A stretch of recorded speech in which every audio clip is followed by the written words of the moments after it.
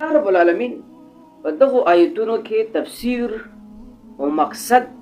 د صدقې ذکر کوي. اولنی خبره ذکر کوي چې کله یو انسان 1 روپۍ د الله د پاره صدقه کړه، 1 روپۍ، نو الله مثال ورکړی دی د ویږي، لکه یو سړی 1 روپۍ ویږي دونه خخه کې وایي دنه چې کم دی یو څنګه روزي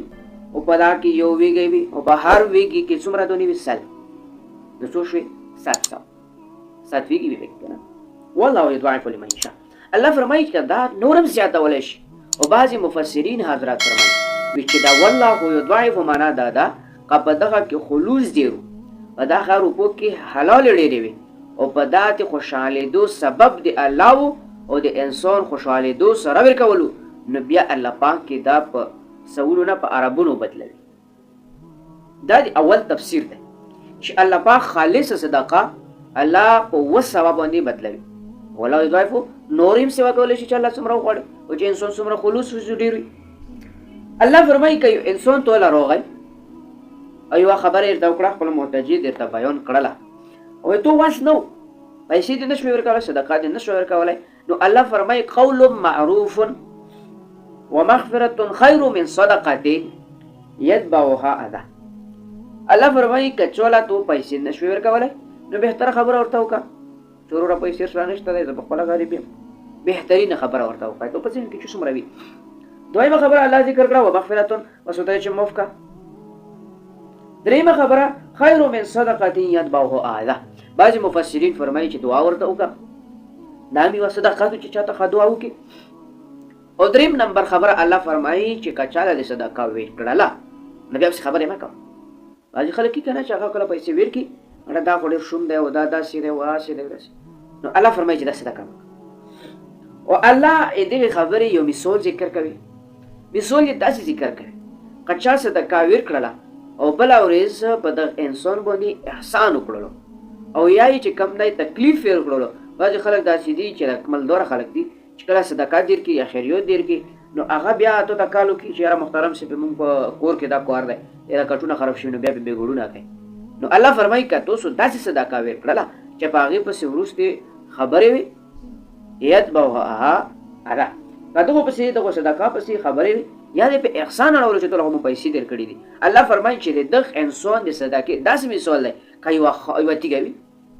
او په دې باندې ګرد غورځېدلی و الله فرمایي چې په دغه تیږه باندې تیز باران وشي، دا تیږه چې شي څکه صفا پاتې شي. نو الله فرمایي که چېرې بنده صدقه ویر کړله او بیا په احسان وکړلو او یا یې تکلیف ویر کړلو، الله فرمایي چې دا صدقه دې داسې نه قبلېږي لکه دا تیږه چې څنګه صفا پاتې شوه د ګرد. الله یو بل مثال ذکر کوي د ایغ کس چې چا صدقه ویر کړله او په خلوص سره یې ویر کړله او بهترینه صدقه یې. الله فرمایي چې که یو بوغ وي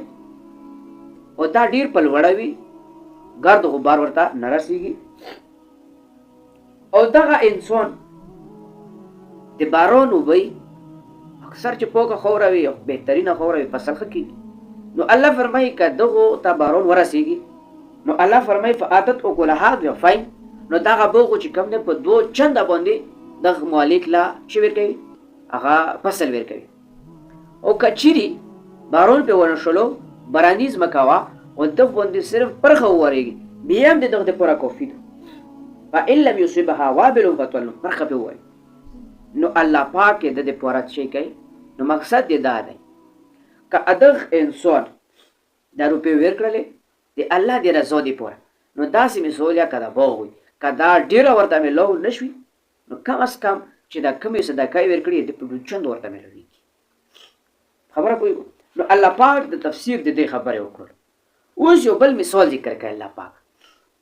الله فرمایي که یو انسان وي و هغه بوډا وي کمزوری وي و د ده څه اولاد وي او دی بوډاوالي ته رسېدلی و ده یو باغ وي و هغه باغ کې کجورې و انګور وي او نورې مېوې هم پکې وي او په دې باندې یا یو سیلوب راشي یا چې کم دی په هوا کې کم کله کله د هوا تویږي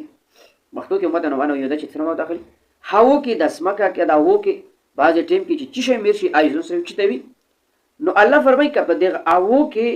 ور ملو شي او دغه بغله روغ شي او ټوټل یې وسوځوي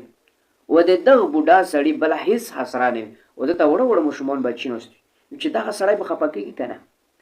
چې دا رقم مثال د یک انسان دی چې صدقه ویر کړي او بیا پسې خبرې کوي نو دا څرنګه چې د بوډا تکه بې اصلي پوته شو د قیامت په ورځ الله فرمایي چې دغه انسان د دغې صدقې هېڅ فایده نه ملي ما عزتمندو عرض و مقصد د قرآن کریم دا دی چې صدقه په دریو شرایطو کې ورکول بهتره ده الله دوی خبرې ذکر کړې بلکې درې اولنۍ خبره ده چې چا سره احسان کوي چا له صدقه ورکوي نو بهترینه صدقه ور چې مال پکې حلال وي د خوشحالۍ نه ورکوي او د الله د رضا لپاره دا درې خبرې پکې راغلي الله به ټوله ډېره ډېر کوي دویم نمبر که چا له صدقه نشي ورکولی او ته پوه شې محتاج دی پیسو د زړه نه کېږي نشي ورکولی نو بیا بهترینه خبره کوئ یا ورته چې ما معاف کړه ما سره خبرې مه کوه هغه چې معاف مې کړه په ټیم کې دې ځان خلاص کړه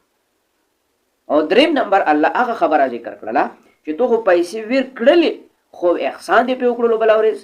یا دې تکلیف ویر کړو یا دې په خلکو کې وشرمولو الله فرمایي چې دغې صدقې نه ورکول کې بهتر دي او بهتره صدقه الله هم ذکر کړه نو موږ تو سلام په کور دي چې په دې قرآن کریم په آیتونو باندې غور وکړو چې آیا زه صدقه ورکوم په کوم حکم کې ورکوم زه چې کوم دی د قرآن کریم په کوم حکم کې یم زه چې صدقه چاله ورکوم زه چاله تکلیف ورکوم که نه او چا احسان کوم که نه نو عزتمندو خپل ځان ته سوچ کول پکار دي حلاله روزي ګټل دا د عبادت دی او صدقه ورکول دا د مال څخه دو الله بیا نه پوښتنه کوي او چې د الله د پوښتنې نه مخکې چې کوم دی موږ تاسو خپل ځانونه صفا وکړو الله رب العالمین دې موږ تمام عبادات خپل دربار عالیه کې قبول و منظور